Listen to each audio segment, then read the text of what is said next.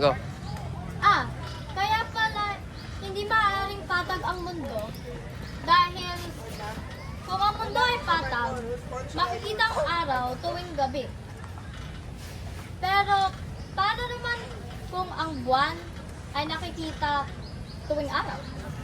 Ang buwan ay pumapaligid sa mundo. Dahil dito, ang buwan ay nasa araw. Ang araw ay hindi